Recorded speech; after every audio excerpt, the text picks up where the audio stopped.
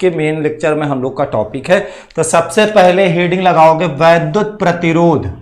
Heading लिख लो भैया, वैद्युत प्रतिरोध, इलेक्ट्रिक रेजिस्टेंस क्या होते हैं, प्रतिरोध। ठीक, तो प्रतिरोध क्या होते हैं इसके लिए आराम से समझना, धीरे धीरे देखो, कुल मिला के धीरे धीरे आराम समझते चलना, जहां से ना समझ में आए बताइएगा। ठीक, कोई चीज कहीं पे कम समझ में आए तो आप कमेंट करके बता दीजिएगा। वैद्युत प्रतिरोध क्या होते हैं, देखिए होता क्या है, हम लोगों ने देखा कि देखो कोई ये चालक है, ठीक है, जब चालक में हम लोग धारा प्रवाहित करते हैं, इसको किसी बैटरी से जोड़ दिए और इसमें जब किसी धारा का प्रवाह करते हैं, विद्युत धारा का, ठीक, तो ये जो चालक होता है इसके अंदर एक गुण पाया जाता है कि खुद धारा के मार्ग में अवरोध उत्पन्न करता है, एक रुकावट उत्पन्न करता है। ठीक है, और ये जो चालक का गुण होता है जो धारा के मार्ग में रुकावट उत्पन्न करे, धारा के मार्ग में अवरोध उत्पन्न करे, इसी चालक के गुण को हम वैद्युत प्रतिरोध कहते हैं। मेरी बात समझ रहे हो ना? जब किसी चालक से धारा प्रवाहित करते हैं तो चालक के अंदर ये प्रॉपर्टी पाई जाती है, चालक के अंदर ये गुण पाया जाता है कि चालक धारा के मार्ग में रुकावट उत्पन्न करता, अवरोध उत्पन्न करता है, और चालक के इसी गुण को हम क्या कहते हैं, वैद्युत प्रतिरोध कहते हैं। ठीक, अगर आप लिखना चाहो मेरे साथ साथ तो लिख सकते हो, किसी चालक में जब विद्युत धारा प्रवाहित की जाती है तो चालक धारा के मार्ग में अवरोध उत्पन्न करता है या कहें रुकावट उत्पन्न करता है, और चालक के इसी गुण को हम क्या कहते हैं, वैद्युत प्रतिरोध कहते हैं। ठीक, अच्छा, कुछ छोटी छोटी बातें और इसके बारे में जान लेते हैं, फिर ओम का नियम भी आएगा इसके बाद। देखिए, प्रतिरोध को आप लोग क्लास 10th में भी पढ़े थे, आर से प्रदर्शित करते हैं, कैपिटल आर से। ठीक, दूसरी बात जान लो, प्रतिरोध एक अदिश राशि है। प्रतिरोध कैसी राशि है बच्चों, अदिश राशि है, मतलब इसमें दिशा उषा का कोई झाम ताम हमें नहीं करना है। ठीक, तीसरी बात मैं आपको बता दूं, प्रतिरोध अदिश राशि है, प्रतिरोध का जो प्रतीक होता है इसको हम प्रदर्शित करते हैं, वो सिंबल कुछ ऐसा होता है, इस प्रकार से। कहीं भी हम इलेक्ट्रॉनिक सर्किट बनाएंगे, कोई भी सर्किट बनाएंगे बैटरी बैटरा लगा करके, ठीक है, जहां पे रेजिस्टेंस लगाएंगे वहां पे ऐसे दिखाएंगे, ये इस प्रकार से प्रदर्शित किया जाता है। एक लगा दिए, ठीक है, R1, दूसरा प्रतिरोध हमने ये लगा दिया R2। ठीक है, ये सब चीजें आप लोगों ने 10th क्लास में बेसिक पढ़ी थी। हमारा टारगेट होता है 0 से शिखर तक। ठीक, प्रतीक इसका ये होता है, मात्रक इसका, अच्छा मात्रक की बात अभी हमने नहीं की, मात्रक इसका मात्रक होता है ओम, और भी मात्रक होते हैं, अभी डिस्कस करेंगे। और ये होता है भैया ओम का चिन्ह। ठीक, वो जो काला नाग वाला चिन्ह होता है ना, वही वाला सिंबल इसका भी है। तो प्रतिरोध का मात्रक क्या होगा, ओम। अच्छा, यहां पे एक सबसे इंपॉर्टेंट फैक्ट है, यहां इस वाले पॉइंट को समझिएगा मेरी। ठीक है, हमने क्या कहा कि प्रतिरोध जो है वो चालक का गुण है। किसका गुण है बताओ, चालक का गुण है। तो चालक का गुण है तो इसका मतलब ये कभी शून्य नहीं हो सकता। मेरी बात समझो, चालक के अंदर द्रव्यमान होता है तो द्रव्यमान को भी कभी जीरो कर सकते हो, नहीं कर सकते ना, चालक है तो इसका मतलब द्रव्यमान है।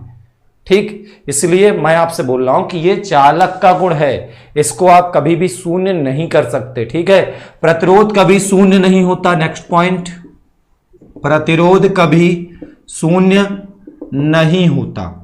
क्यों नहीं होता, ये चीज आपको समझ में आ गई होगी।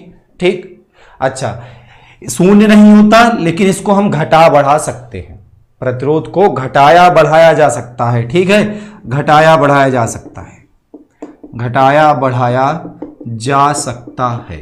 देखिए, एक रफ कॉपी निकाल लिया करो जब पढ़ने आया करो, और साथ साथ मेरे नोट्स बनाते रहा करो, 60 नोट्स।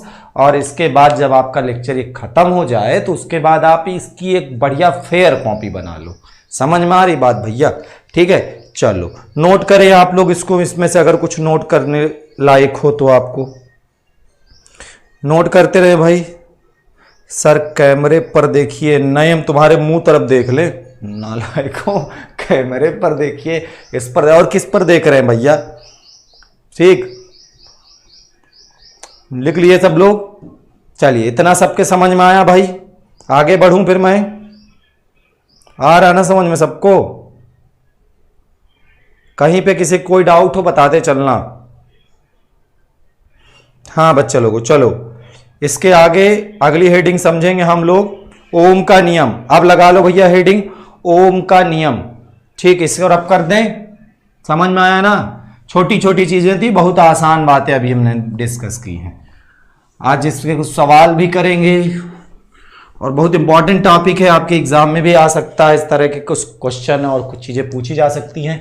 नेक्स्ट हेडिंग लिखोगे ओम का नियम।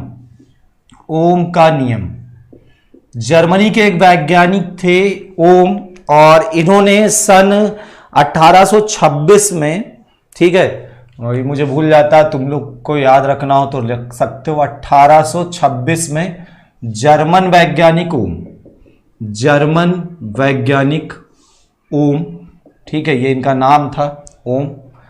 इन्होंने क्या किया था, इन्होंने एक चालक को, देखो बहुत सिंपल तरीके से समझो इनका नियम कैसे बना।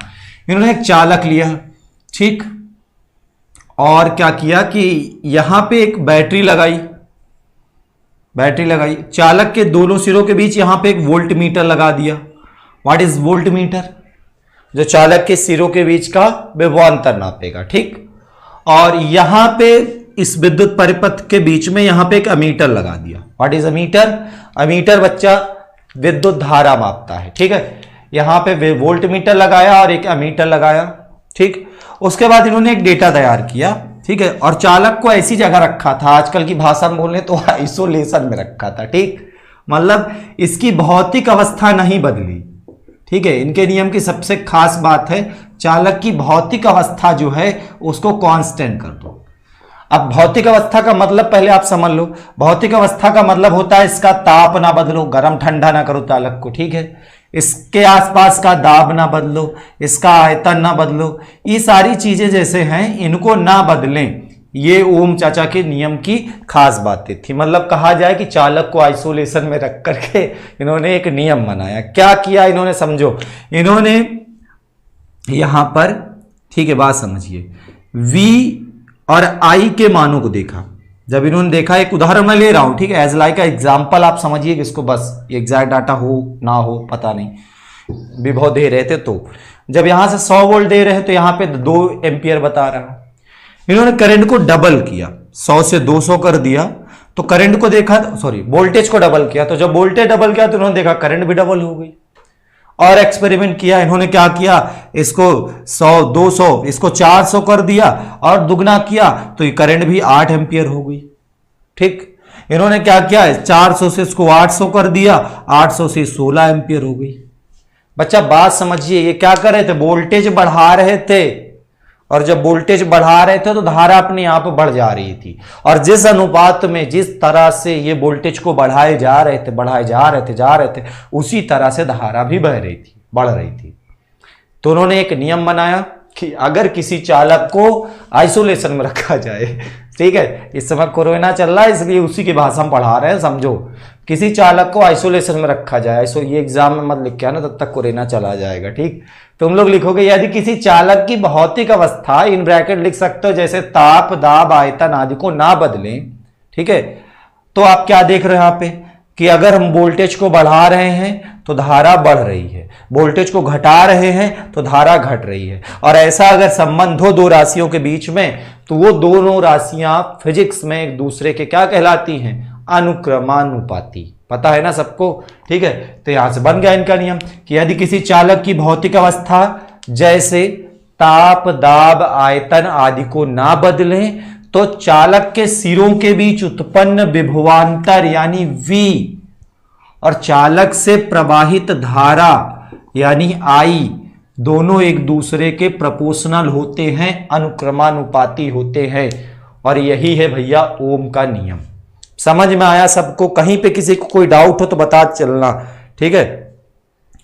कहां पढ़ा रहे हो सर जी? देखो भैया आप लोग बीच से आ जाते हो तो दिक्कत होती। बेटा पहला लेक्चर देखो, दूसरा देखो, तीसरा देखो, तब समझ में आएगा ना कहां से पढ़ा रहे हैं, क्या पढ़ा रहे हैं।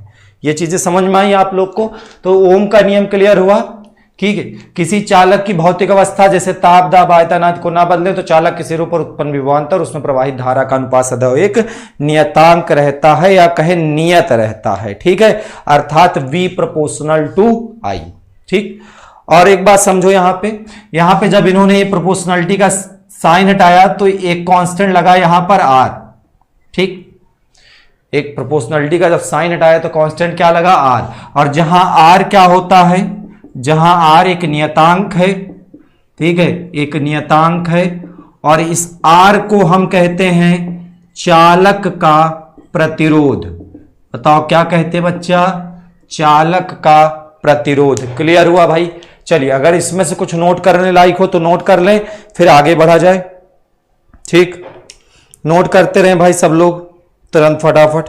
तो V इक्वल्स टू, इनके नियम से फॉर्मूला क्या बन गया? ठीक है, IR। ठीक, V इक्वल्स टू क्या बन गया? IR। ठीक, कुछ बुक्स में इनके नियम को एक तरह से और भी परिभाषित किया जाता है। अगर आप लिखना चाहो उसके नीचे तो लिख सकते हो। भैया देखो, इनके नियम में क्या था? V बराबर मिला IR। ठीक है, या हम इसे कह सकते हैं V upon I is equal to R।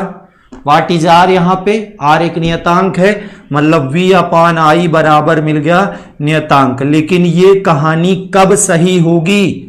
बोलो, ये कहानी कब सही होगी? जब चालक की भौतिक अवस्था, और भौतिक अवस्था का मतलब मैंने तुम्हें पहले ही बता दिया, ताप, दाब, आयतन आदि। ठीक है, इसको कांस्टेंट रखा जाए तब। ठीक, तो कुछ किताबों में कहीं पर कोई ऐसे भी बताए तो कंफ्यूज मत होना, बात वही है।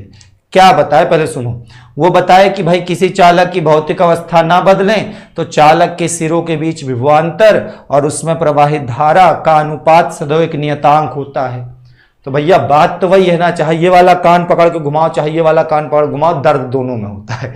वही कहानी कुछ ऐसी भी, चाहे ऐसे बोलो चाहे वैसे बोलो, दोनों की बात वही है। ठीक, तो किस तरह से हम इसे बोल सकते हैं यहां से कि यदि किसी चालक की भौतिक अवस्था जैसे ताप, दाब, आयतन आदि को ना बदले तो चालक के सिरों के बीच विभवांतर और उसमें प्रवाहित धारा का अनुपात सदैव एक नियतांक होता है। ठीक, ऐसे भी आप इसको लिख सकते हो। नोट करना हो तो कुछ नोट कर लें, फिर आगे बढ़े। ठीक, हाँ भाई, हो गया सबका? जी जी जी, पढ़ते रहे। हाँ भाई, केमिस्ट्री की क्लास अभी तो नहीं चल रही है, लॉकडाउन के बाद देखो कुछ हो सकता है पॉसिबल हो, अभी तो नहीं है। ठीक, नोट हो गया इधर का। अच्छा, इनके नियम के आधार पर प्रतिरोध की भी परिभाषा दी जाती है। ठीक, प्रतिरोध की वास्तविक परिभाषा, समझने वाली भाषा हमने तो शुरू में आपको बताई कि चालक का वह गुण जो चालक धारा के मार्ग में अवरोध उत्पन्न करे उसे हम चालक का प्रतिरोध कहते हैं। ठीक, लेकिन इनके नियम के आधार पर भी हम वैद्युत प्रतिरोध की परिभाषा बता सकते हैं। वैद्युत प्रतिरोध की परिभाषा एक छोटी सी हेडिंग टाइप में लिख देना इसको। ठीक है, क्या है भाई? R बराबर क्या है? V upon I। यहां से आप कह सकते हो चालक की भौतिक अवस्था को ना बदलें तो विभवांतर और धारा के अनुपात को प्रतिरोध कहते हैं। क्या बोल सकते हैं? किसी चालक के सिरों के बीच विभवांतर और उसमें प्रवाहित धारा के अनुपात को उस चालक का प्रतिरोध कहते हैं। यह प्रतिरोध का कहा जाए कि मापन है, मापन से भी एक परिभाषा निकल सकती है।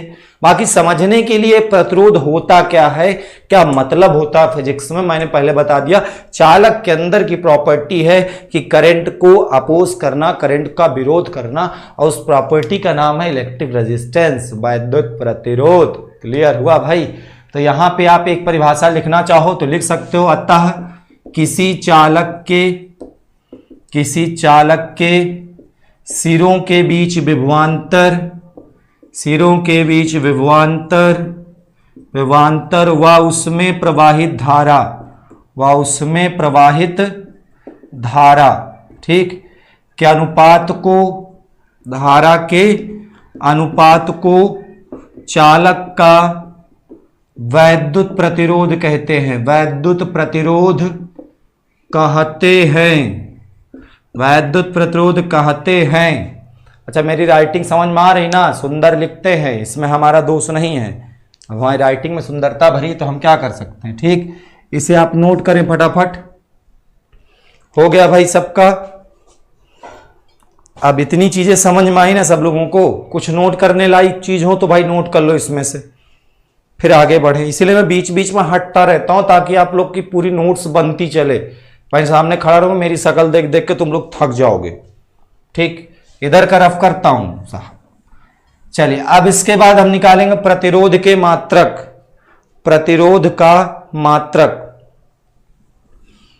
ठीक, चलिए अब प्रतिरोध के क्या क्या मात्रक बनेंगे इसको समझो गौर से। प्रतिरोध के मात्रक, कितने, एक झुआ मात्रक बताएंगे। उस टाइम पे हमने केवल एक बताया था। प्रतिरोध का मात्रक देखो क्या क्या बन सकता है। पहला तो फार्मूला है हमारे पास R बराबर V अपॉन I। ठीक, V बोले तो विभवांतर मात्रक बनेगा भैया वोल्ट, I बोले तो धारा मात्रक बनेगा एम्पियर। तो इसका मात्रक बताओ, एक बन जाएगा वोल्ट प्रति एम्पियर। क्या बनेगा बच्चों बताओ, वोल्ट प्रति एम्पियर, या इसी को हम कहते हैं ओम। ठीक है, ऐसे प्रदर्शित करते हैं, OHM से लिखा जाता है शॉर्टकट में कहें तो। ठीक है, ओम हो जाता है। इसी का एक मात्रक होता है 1 अपॉन मो इसको पढ़ते हैं मो, अब जो तुम लोग पढ़ते हो इसे मो, MHO मो, या इसी को हम ऐसे भी लिख सकते हैं MHO की पावर -1। यहाँ गणित लगा दी पूरी पूरी, इसको पावर 1 लगी है, ऊपर ले जाओ तो -1 हो जाएगी। ठीक, इसका एक मात्रक था 1 अपॉन साइमन, ये साइंटिस्ट रहे होंगे साइमन, या इसी को हम लिख देते हैं साइमन की पावर -1।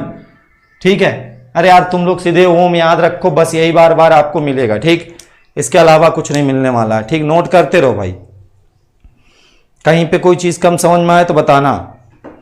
ठीक, ये हो गया मात्रक, और इसके बाद इसकी विमा निकाल लेते हैं नेक्स्ट पॉइंट में। आज बड़ा बड़ा लिख रहे हैं, खूब दिख रहा होगा ना सबको, बहुत शिकायत आती सर आपका लिखा दिखता नहीं है। हमने आज कैमरे को जूम कर दिया, खूब बड़ा बड़ा दिख रहा होगा। हाँ, दिख तो रहा पूरा बोर्ड में, बस केवल मात्रक मात्रक दिख रहे हैं, इससे अच्छा क्या हो सकता है। ठीक, हाँ भैया लिखते रहो बेटा, तुम सबकी प्रॉब्लम सॉल्व करने आए हो नोट करते रहे भाई, आगे बढ़े फिर। देखिए शिकायत के ऊपर शिकायत, पदार्थ का ऊष्मीय गुण, हाँ वो चीजें छूटी हैं, जो छूटी पढ़ाएंगे भाई धीरे धीरे, इतनी चीजें समझ में आई सब लोग को। आगे बढ़े। अच्छा, इसकी विमा निकाल रहे थे ना, देखो भाई बहुत सिंपल तरीके निकालना। R बराबर है V upon I, V upon है I, और V का फॉर्मूला आपने पढ़ा होगा विभव का, बताओ क्या होता है, W upon Q, W upon Q into बताओ क्या I। अब देखो विमा निकल आएगी, W कार्य है, कार्य की विमा होती है ml2t-2, ये होती कार्य की विमा। अपॉन में आ जाओ, आवेश की विमा आप लोग जानते हो AT होती है। ठीक, धारा के लिए A लिखते हो। अब बताओ क्लियर हुआ ना, तो R के लिए जो विमा बनेगी वो बन जाएगी भैया, इधर देखो यम। ठीक, देखो L2 है और तो कहीं L है नहीं तो L2 लिख दो, T -2 है, ऊपर जाएगा ये भी -3 हो जाएगा, और A -2, ml2t -3 A -2। ठीक है, ये इसकी विमा हो जाएगी, नोट कर लें। ठीक, सब लोगों को इतनी चीजें समझ में आ रही ना। अच्छा चलो इसके आगे चले, रफ करें इधर का। हाँ ठीक सर, रफ कर दीजिए, नोट करते रहो साथ साथ। मैंने कहा ना मेरे लेक्चर में जब लाइव पढ़ने आओ तो आपके हाथ पे एक छोटी सी प्यारी सी रफ कॉपी होनी चाहिए, एक 60 नोट्स क्लास के साथ साथ चलते रहो, उसमें फटाफट लिखते रहो। ऐसा लिखो कि केवल उसको तुम पढ़ पाओ, तुम्हारा पड़ोसी भी नहीं पढ़ पाए, आसपास का दोस्त भी नहीं पढ़ पाए, ऐसे नोट्स बनानी ही चाहिए। ठीक, और इसके बाद इसको फेयर कर लेना बाद में, समझ रहे हो। अच्छा, अब हम लोग समझेंगे V और I के बीच का ग्राफ। ओम चाचा के नियम के अनुसार अगर हम विभवांतर और धारा के बीच ग्राफ बनाएं तो ग्राफ कैसा बनेगा। ठीक है, V व I के बीच ग्राफ। ठीक, बात समझना आराम से, ग्राफ बनाना भी बहुत आसान है। V बराबर भैया आपने क्या पढ़ा, IR। V बराबर बताओ बच्चा क्या पढ़ा, IR पढ़ा। अगर यहां से मैं निकालूं I बराबर, तो बताओ I बराबर क्या आएगा, 1/R इंटू V। ठीक, I बराबर क्या आएगा, 1/R इंटू V। ठीक, किसी एक चालक के लिए R कांस्टेंट होता है अगर उसकी भौतिक अवस्था, लंबाई, आयतन, द्रव्यमान सब ना बदले तो। ठीक है, तो ये Y बराबर mx का कुछ रूप है, Y बराबर mx का रूप है कि नहीं बताओ। ये ग्राफ आप लोगों ने पढ़ा होगा, Y = mx का, ये जाता मूल बिंदु से।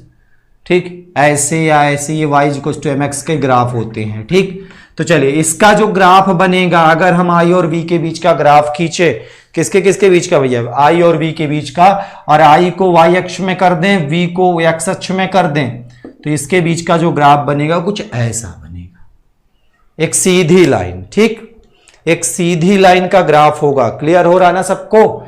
ये यहां पर, और अगर ये लाइन सीधी नहीं है तो इसका मतलब है कि वो चालक, वो पदार्थ ओम के नियम का पालन नहीं करता।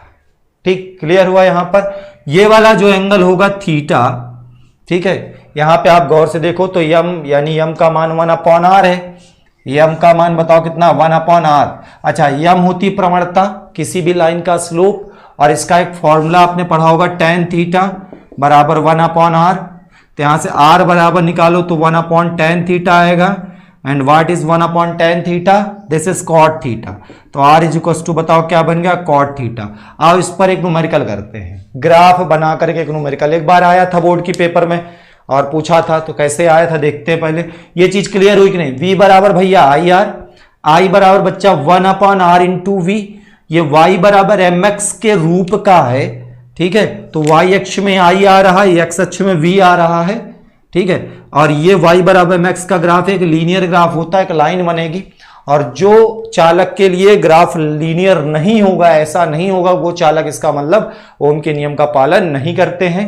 और यहां पे अगर आप गौर से देखें तो जहां पे यम आना चाहिए वहां पे क्या आ रहा? 1/r आ रहा है, ठीक। तो यम इज इक्वल टू 1/r कह सकते हैं। And what is m? This is tan theta is equal to 1/r। तो r बराबर निकालोगे तो 1/tan थीटा, और 1/tan थीटा बोले तो cot थीटा। तो r बराबर बताओ क्या आ गया? cot थीटा, ठीक। और इस पर एक न्यूमेरिकल कर लेते हैं। चलिए पहले इस पर हम एक न्यूमेरिकल करेंगे, ठीक है। इसको नोट करें तुरंत फटाफट। हाँ, हो जाए तो बताना फिर। ठीक, चले इसको नोट कर लें भाई। नया चैप्टर गैस के अनुगत सिद्धांत, हाँ वो गैस के अनुगत सिद्धांत,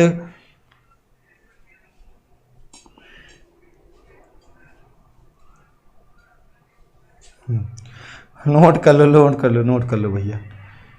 बातचीत ना किया करो यार तुम लोग, कहाँ ना पढ़ाई लिखाई से मतलब तो है रखते नहीं हम, तो कहाँ तुम लोग का जो है मन लगेगा। शादी ब्याह में लग जाते पढ़ते पढ़ते, पता नहीं कहाँ कहाँ पहुँच जाते हैं, ठीक। बताए ना, पढ़ाई लिखाई से मतलब रखो। अब भैया देखो, मैंने कई बार आपसे कहा ना, लाइव सेशन में बात नहीं कर सकता, क्योंकि वीडियो एक तुम लोग केवल लाइव के लिए थोड़े है। या तो ऐसे किया करें कि लाइव पढ़ा करके छोड़ दिया कर, बाद में कभी वीडियो अपलोड ही ना किया करें, ठीक। फिर बाद में कहो सर मेरा तो उस दिन वाला क्लास छूट गया था, अब आप बताइए वीडियो नहीं है। तो इसलिए बात करेंगे तो फिर हो चुका, पढ़ा चुके ना, इसलिए केवल पढ़िए, बीच बीच में आपकी शिकायतें सुनते रहते हैं, ठीक। एक क्वेश्चन है इस पर, अभी जो मैंने आपको पढ़ाया इस पर एक क्वेश्चन ये लीजिए। V और I के बीच यहां पे ग्राफ दिया गया है, ये दो ग्राफ दिए हैं दो अलग अलग चालकों के लिए। इस चालक के ग्राफ का जो स्लोप है वो 30 डिग्री पर है और इसका रेजिस्टेंस RA है, और इस वाले का मान लीजिए 60 डिग्री है, ठीक है, और इसका रेजिस्टेंस RB है। आपसे क्वेश्चन में पूछ लिया RA इज रेशियो RB की वैल्यू क्या होगी, RA और RB का रेशियो क्या होगा, ये क्वेश्चन में आपसे पूछा गया है। सवाल समझ में आ रहा भैया? सामने लिखा हुआ है, पहले एक बार गौर से सवाल पढ़ लें फिर आगे चलें, ठीक है। चलिए इसके आगे यहां पे देखो क्या पूछ रहा, RA और RB का रेशियो पूछ रहा कितना होगा। अभी अभी मैंने आपको बताया कि व्हाट इज R बराबर होता भैया cot थीटा, ठीक है। R बराबर क्या होता है? cot theta. अगर यहां से RA निकालें तो A के लिए बताओ एंगल थीटा कितना? 30 डिग्री मेरे भाई। cot 30 डिग्री की वैल्यू की अगर बात करें तो ये होती बताओ कितनी? 1/√3। इक्वेशन नंबर फर्स्ट मान लो, ठीक। इसी तरह से अगर RB निकालें तो कितना आएगा? तो RB के लिए भी फॉर्मूला लगाएंगे cot theta, theta is equal to यहाँ पे 60 डिग्री है, यहाँ पे थीटा कितना है? दूसरे वाले RB के लिए अगर निकालेंगे तो थीटा है 60 डिग्री। तो 60 डिग्री की वैल्यू अगर बात करें तो होती है √3। cot 60 की वैल्यू, कुछ गड़बड़ हो गया, cot 30 की वैल्यू √3 होती है, सौली छौली छौली, और cot 60 की होती है 1/√3। Equation number second. आपसे पूछा गया RA और RB का रेशियो बताना कितना होगा। तो यहां से अगर RA और RB का रेशियो निकालेंगे तो दोनों को भाग दे देंगे इससे, ये √3 डिवाइडेड बाई 1/√3। अब ये वाला √3 ऊपर चला जाएगा तो √3 का 3/1, मतलब यहां से हम कह सकते हैं RA और RB का जो रेशियो आया वो 3:1, 3 और 1 का अनुपात होगा। समझ में आया भैया सवाल? छोटा सा क्वेश्चन था, एक बार बोर्ड के एग्जाम में आया था, वहां से ही हमने पिक किया इस क्वेश्चन को। ठीक, नोट कर लें जितने लोग भी हो, नोट कर लेना।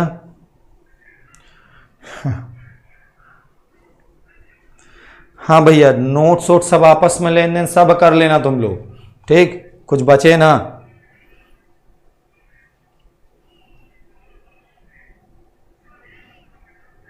ठीक हो जाए सबका तो बताना। चलिए, अच्छा मैं यहां पे एक चीज आपको नोट करके कहीं पे लिख सकते हो। देखो देखो भाई, जो चालक के लिए, ठीक है, V/I का मान नियत होता है, या कहें V और I के बीच का ग्राफ, V और I के बीच का ग्राफ एक लीनियर होता है, उन चालकों को, गौर से सुनना, उन चालकों को ओमीय चालक कहते हैं। ठीक है, या जो विद्युत परिपथ V/I बराबर नियतांक का पालन करते हैं उन्हें हम ओमी विद्युत परिपथ कहेंगे। जहां पे इसका या इसका पालन नहीं होता उन चालकों को या उस विद्युत परिपथ को अनओमी परिपथ कहा जाता है। ऑब्जेक्ट 2 में एक बार बोर्ड में भी पूछा गया था इस तरह क्वेश्चन, आपको दे देगा दो चालकों के बारे में, V और I की अलग अलग वैल्यू, और आपसे पूछेगा कौन सा चालक ओमी है कौन सा चालक अनओमी है। तो याद रखना, जो ओम के नियम का पालन करे, भैया बाबू, जो ओम के नियम का पालन करे, ठीक है, वो है ओमी परिपथ, उसे कहेंगे ओमी परिपथ।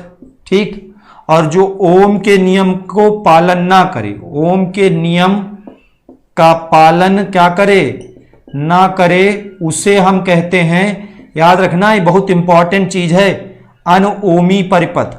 उसे क्या कहेंगे, अनओमी परिपथ या अनओमी चालक, इस नाम से जानेंगे। ठीक, नोट करते रहे जितने लोग भी हैं।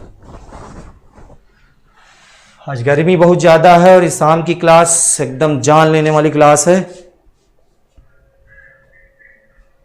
ठीक है भाई, ऐसा कुछ काम ना करो बच्चा लोगों के मैं पढ़ा मतलब सोचो कोई बंदा तुम्हारे लिए इतना डेडिकेशन से पढ़ा रहा और आप लोग क्या कर रहे हो।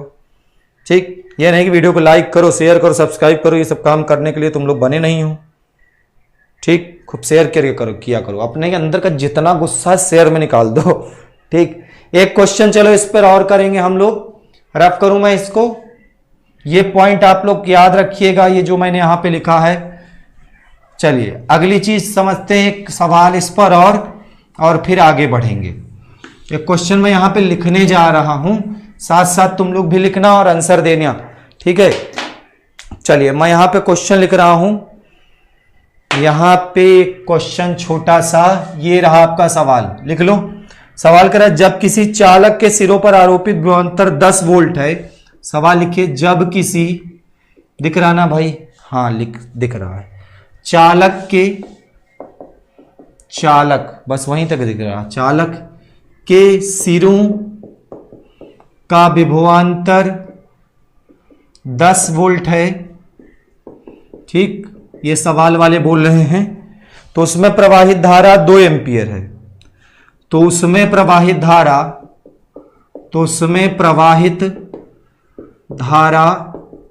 2 एम्पियर है। ठीक, बहुत सिंपल सा सवाल है।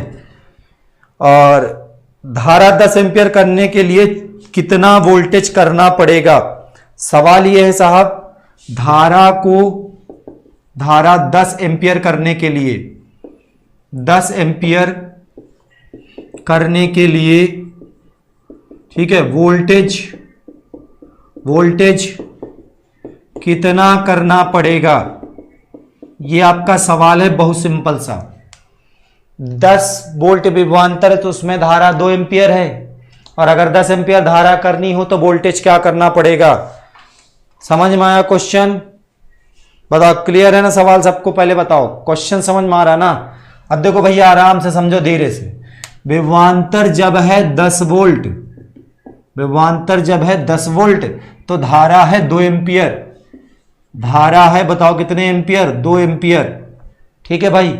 अब कह रहा है कि अगर धारा करनी हो 10 एम्पियर, धारा करनी हो कितने एम्पियर, 10 एम्पियर, तो वोल्टेज कितना होगा, ये आपसे पूछा गया है।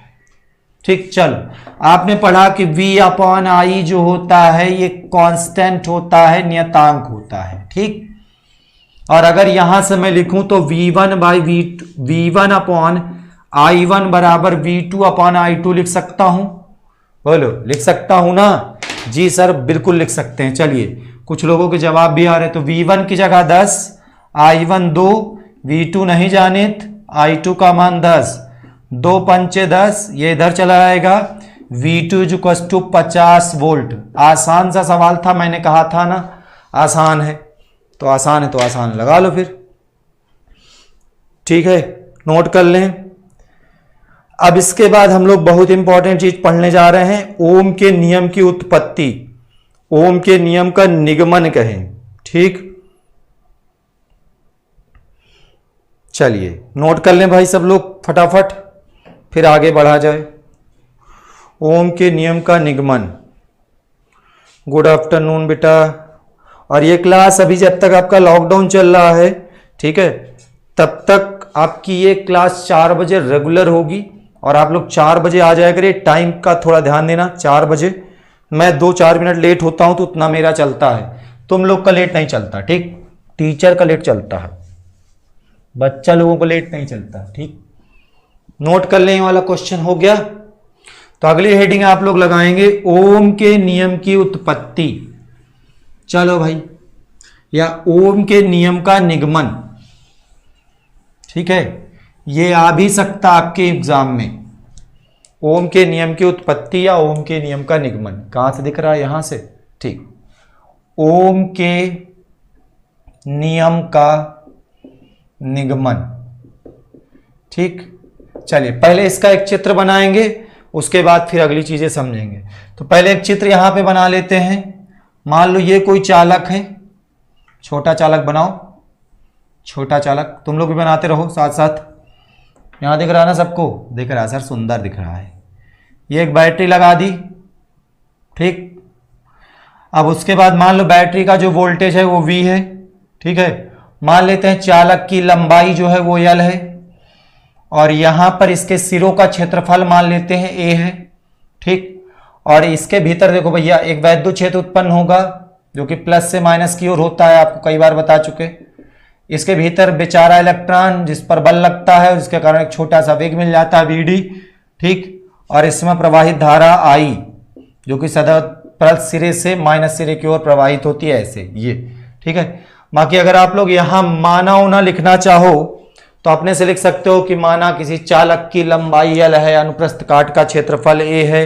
ठीक है, चालक के सिरों को 20 वोल्ट के बैटरी से जोड़ने पर चालक में प्रवाहित धारा स्मॉल I है। ये सब सारी चीजें अगर आप लिखना चाहो तो इसमें लिख सकते हो। ठीक, चलिए तो भैया शुरू किया जाए। फिर माना होना तो लिख लोगे अपने से ना, क्यों जी, बड़े बड़े हो गए, शादी ब्याह लायक हो गए, अब तुम लोग इतना सब लोग अपने लिख लिया करो। ठीक, अच्छा, यदि माना चालक में प्रवाहित धारा I है, हमने क्या माना, माना चालक में प्रवाहित धारा स्मॉल I है, और I का फॉर्मूला आप लोगों ने लास्ट टर्म में पढ़ा था। I बराबर क्या होता था भैया, NEAVD पढ़े थे ना। I बराबर बताओ क्या पढ़े थे, I बराबर पढ़े थे NEAVD। बाकी इसमें कौन क्या है ये सब पहचान रहे हो ना, इक्वेशन नंबर फर्स्ट मान लेना। I धारा है, यानी चालक के एकांक आयतन में इलेक्ट्रॉन की संख्या है। E बोले तो इलेक्ट्रॉन का आवेश है, A बोले तो इसके सिरों का क्षेत्रफल है, VD इलेक्ट्रॉन का अनुगमन वेग है। ठीक, चलिए इतनी चीजें समझ में आई। ठीक है, यदि इलेक्ट्रॉन का अनुगमन वेग VD माने हैं, यदि इलेक्ट्रॉन का अनुगमन वेग VD है, तो VD के लिए हमने फॉर्मूला क्या पढ़ा था, EV अपॉन ml टाउ, याद है आपको। EV अपॉन ml टाउ पढ़ा था।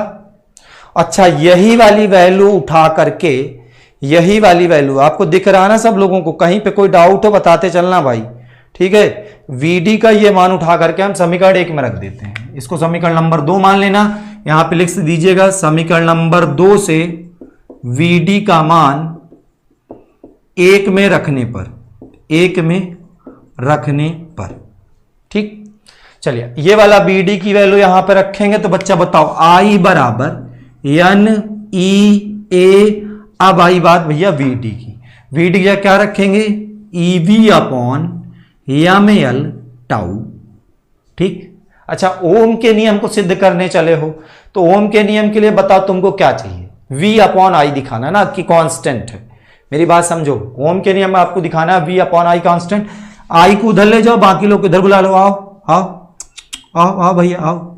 ml ऊपर आ गया, n आ गया नीचे, ई 2 बार है तो 2 बार ई स्क्वायर लिख देंगे, ठीक है। अच्छा, ए भी नीचे आ जाएंगे और ये टाउ भी नीचे आ जाएगा, बराबर बताओ क्या बचा भैया, V अपॉन आई।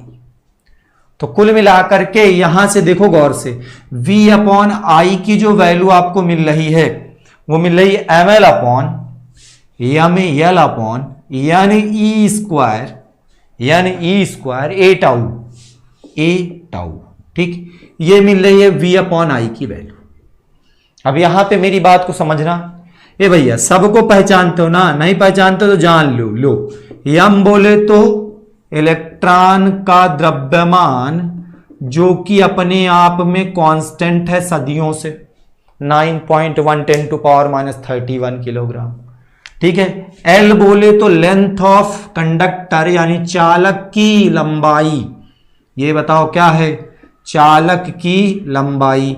और एक बात समझो, किसी चालक में धारा प्रवाहित करने से वो 10 मीटर से 20 मीटर लंबा नहीं हो जाता है।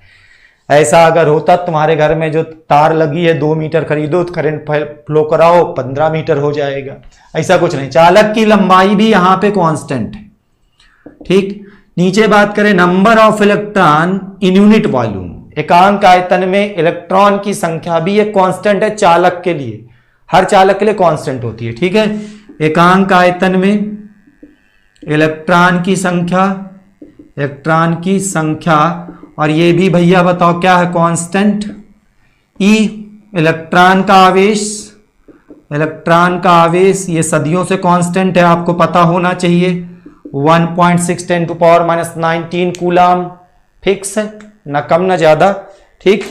उसके बाद आता है चालक का क्षेत्रफल। ए भैया फिर बात वही समझो, धारा प्रवाहित करने से चालक इतने बड़े से इतना बड़ा क्षेत्रफल थोड़े कर लेगा, जितना पतला है उतना रहेगा, जितना लंबा उतना रहेगा, धारा प्रवाहित करने से थोड़े कोई उसमें परिवर्तन होगा।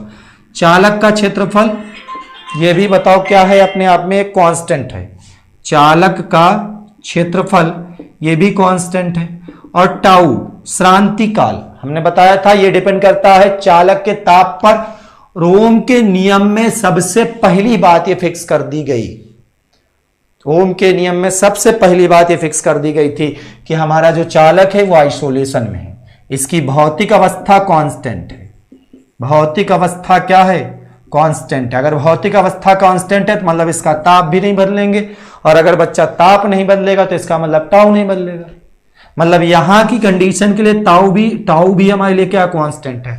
ए भाई जब इधर की सब लोग देखो, M constant, L constant, N constant, E constant, A constant, tau constant, सब कांस्टेंट है, तो इसका मतलब कह सकते हैं V upon I is a constant value, V upon I is a constant value. और यही ओम का नियम होता है, ठीक है। मेरे पास थोड़ा सा जगह नहीं है, उसके नीचे अगर आप लिखना चाहो नीचे लिख सकते हो, अतः V अपॉन आई बराबर भी कांस्टेंट।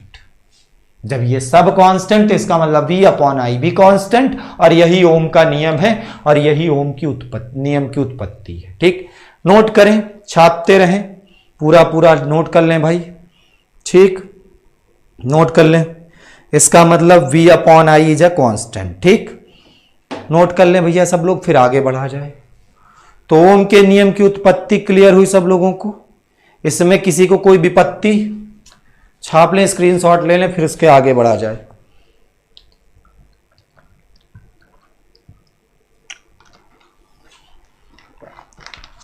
चलें, हो गया हो सबका जी, बहुत सही।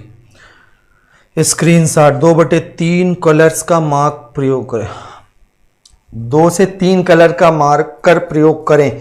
जी आप सही कह रहे हैं, ब्लैक कलर के अलावा हमने कई प्रयोग किए, वो अब बिल्कुल नहीं दिखते हैं। ठीक, चलो बच्चा, जो लेट हो गए हो बाद में पढ़ सकते हैं, वीडियो को बैक कर सकते हैं आराम से, जब मन हो जब आओ तब पढ़ो, तुम्हारी इच्छा, हमने कहा ना शुरू से, आपकी जितने बजे इच्छा उतने बजे आइए पढ़िए।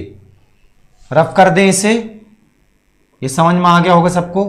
चलिए, तो इसके नीचे बच्चा लोगों हम लिख सकते हैं, इधर का रफ कर रहे हैं, उधर की चीजें अगर ना लिखी हो तो लिख सकते हो। ठीक, यहां से हमने क्या समझा, नीचे अतः करके लिख देंगे, अतः v/i बराबर भी क्या हो गया, नियतांक हो गया। ठीक, और नीचे लिख देना, यही ओम का नियम है। यही बताओ किसका नियम है, ओम का नियम है, अर्थात ओम के नियम का सिद्ध करना यहां पे समाप्त होता है। ठीक, अब कुछ अच्छी बातें यहां पे समझेंगे, एक पॉइंट नोट करके लिखेंगे आप लोग। बहुत नोट लिखाते हैं, हमारी आदत है, हम नोट में ही लिखाते हैं। ठीक है, नोट में लिखाने का कारण क्या है, क्योंकि कोई चीज कुछ छूटने ना पाए ना कुल मिला के बच्चा लोगों। ठीक है, नोट पॉइंट ये है कि देखो यहां पे मैंने पाया v/i is equal to ml/ne² 8 यही मिला है ना, ये मिला। ठीक है, एक वैसा नंबर फर्स्ट मानो। अभी कुछ देर पहले मैंने तुमको पढ़ाया था v/i बराबर r कांस्टेंट, ये भी पढ़ाया था ना।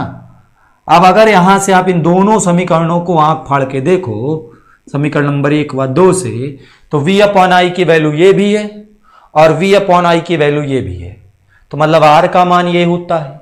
यहां से r बराबर हमें मिल जाएगा ml/ne² 8 ml/ne² 8। इससे क्या फायदा मिलता है, तो इससे यहां से हमें पता चलती है प्रतिरोध की निर्भरता।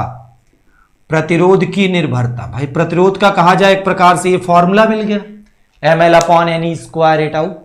चलो भैया, इसमें 2 कांस्टेंट है, m मास ऑफ इलेक्ट्रॉन वही रहेगा, चार्ज ऑफ इलेक्ट्रॉन वही रहेगा। हम चालक की लंबाई को घटा बढ़ा सकते हैं, तो उससे इसका मतलब है कि रेजिस्टेंस बदल जाएगा। ठीक है, तो प्रतिरोध निर्भर करता है किन किन बातों पर, देखो सबसे पहली चीज चालक की लंबाई पर। अब इस पे अभी न्यूमेरिकल बनेंगे धांसू चालक की लंबाई पर। ठीक, n इलेक्ट्रॉन की संख्या मुक्त एकांक आयतन में, चालक के क्षेत्रफल पर। बताओ ये निर्भर करता किस पर, चालक के क्षेत्रफल पर, ए पर। टाउ पर डिपेंड करता है, इसका मतलब चालक के ताप पर, तो इसका मतलब कह सकते हैं ये निर्भर करता है चालक के ताप पर।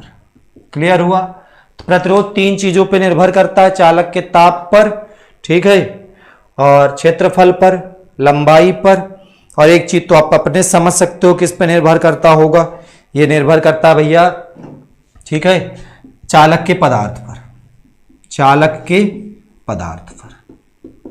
पदार्थ पर भी निर्भर करता है, याद रखिएगा। ठीक, चालक के पदार्थ पर। क्लियर हुआ सब लोगों का इतना? ठीक, नोट करते रहें, धीरे धीरे करके नोट्स बनाते चले मेरे साथ, और फिर आ जाओ इस पर एक छोटा सा प्यारा सा सवाल भी कर लेते हैं। नोट करें इसे आप लोग तुरंत, फिर मैं इस पर एक क्वेश्चन खोजता हूं तुरंत बुक से, क्योंकि बिना क्वेश्चन के हमारे आत्मा को शांति नहीं मिलती है, समझ रहे हो ना? हाँ, चलिए एक छोटा सा सवाल करेंगे ओम के नियम पर। जैसे जब चैप्टर खत्म होगा तो उसके बाद हम इस पर बहुत सारे सवाल करने वाले हैं। ठीक, अभी विशिष्ट प्रतिरोध तो पढ़ाए नहीं है भाई, ठीक है। अनुगमन वेग धारा पे हमने सवाल कर लिए थे। ठीक, हाँ चलिए इसको नोट कर लें। हो गया सबका भाई? हो जाए तो बताइएगा, ठीक है।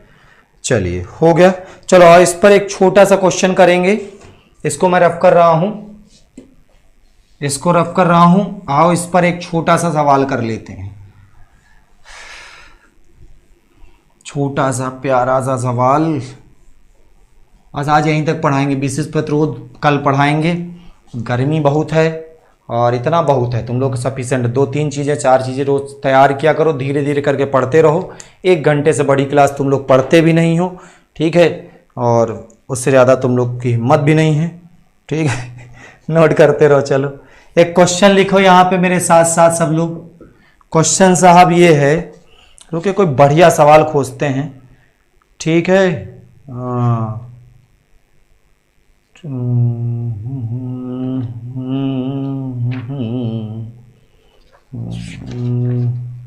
पहले से नहीं खोजा था तो फिर यही होता है क्लास में, सवाल खोजो बढ़िया था, तगड़ा वाला क्वेश्चन। चलो देखते हैं। लो अच्छा एक सवाल ऐसे ही कर लेते हैं। क्वेश्चन दिया गया, तार के अनुप्रस्थ काट का क्षेत्रफल, चलिए लिखिए, तार के अनुप्रस्थ काट का क्षेत्रफल दिख रहा है, जहां तक लिख रहे हैं भाई, दिख रहा है ना सबका। अनुप्रस्थ काट का क्षेत्रफल 1 × 10⁻⁷ 1 × 10⁻⁷ मीटर स्क्वायर है, मीटर स्क्वायर। तथा तार में मुक्त इलेक्ट्रॉन की संख्या, तथा तार में मुक्त इलेक्ट्रॉन की संख्या, मुक्त इलेक्ट्रॉन की संख्या ये जो है 2 × 10⁻28 प्रति मीटर क्यूब है, 2 × 10⁻28 प्रति मीटर क्यूब है, प्रति मीटर क्यूब है। आगे कह रहा है तार में 3.2 एम्पियर की धारा प्रवाहित हो रही है, तार में 3.2 एम्पियर की धारा प्रवाहित हो रही है, धारा प्रवाहित हो रही है, ठीक। चलिए आगे सवाल में कह रहा है तो ज्ञात करिए, तो ज्ञात करो, ज्ञात करो। पहला नंबर पूछा तार में धारा घनत्व, धारा घनत्व बताओ क्या होगा। और दूसरा नंबर तुमसे पूछा है इलेक्ट्रॉन का अनुगमन वेग, इलेक्ट्रॉन का अनुगमन वेग, अनुगमन वेग। नोट करें क्वेश्चन को और सॉल्व करते हैं। नोट करें भाई फटाफट, ये सवाल कैसा है देखिए सब लोग, ठीक है। चलिए यहां पे क्या करें, अनुप्रस्थ काट का क्षेत्रफल 1 × 10⁻⁷ मीटर स्क्वायर है, तो क्षेत्रफल को ऐसे लिखते हैं 1 × 10⁻⁷ मीटर स्क्वायर। तो तार में मुक्त इलेक्ट्रॉन की संख्या दी गई है आपको, मतलब स्मॉल n का मान दिया है 2 × 10⁻28 प्रति मीटर क्यूब, और कह रहा है 3.2 एम्पियर की धारा प्रवाहित हो रही है। इसमें प्रवाहित धारा I दी गई है बच्चा 3.2 एम्पियर, धारा I बराबर दिया है 3.2 एम्पियर। अब आपसे कह रहा है तार में धारा घनत्व तो बताओ, तो पहला पार्ट धारा घनत्व तो पूछा है। धारा घनत्व तो मैंने कहा था J से लिखते हैं, J बराबर I/A, यही होता है ना, एकांक क्षेत्रफल से प्रवाहित धारा को धारा घनत्व कहते हैं। तो J बराबर I की वैल्यू 3.2, A का मान 1 × 10⁻⁷, सॉल्व कर लेना 3.2 10⁻+7, इसका मात्रक बताए थे एम्पियर पर मीटर स्क्वायर, ये होता है इसका यूनिट। J बराबर धारा घनत्व तो ये मिल जाएगा, ठीक। दूसरा नंबर इसमें पूछा है अनुगमन वेग बताओ VD कितना होगा, VD पूछा गया कितना होगा। तो VD बराबर, ये देखो पूछा है आपसे, तो इसके लिए देखो भैया बात समझो। J बराबर आपने पढ़ा था यानी E, अच्छा यानी EVD याद है ना, अच्छा A कैंसिल हुआ, सही है, यहीं से आ जाएगा। तो यहां से VD बराबर अगर आप निकालोगे तो J/ यानी E आएगा।